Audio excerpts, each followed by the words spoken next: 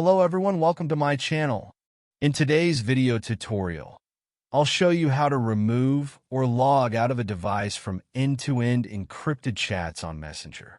Make sure you watch this video till the end, and don't forget to like and subscribe for more helpful tutorials and tips. Let me show you how to do it. First, open the Messenger app on your mobile phone or tablet. Then, tap on the three horizontal lines and tap the settings icon to open your Messenger profile. Scroll down and tap on Privacy and Safety to open all the privacy settings. Find and tap on End-to-End Encrypted Chats, then select Security Alerts. Next, tap on View All Logins. Here, you'll see a list of devices that have access to your end-to-end encrypted chats. Review the list and select the device you want to remove. You'll see the last access time, secret conversation key, and registration date.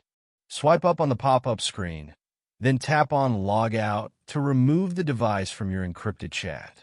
Confirm the action by tapping Log Out again. It's important to note that you can't remove the device you're currently using. Removing a device means it won't have access to any past or future messages in that chat. Only devices you've personally used can be removed.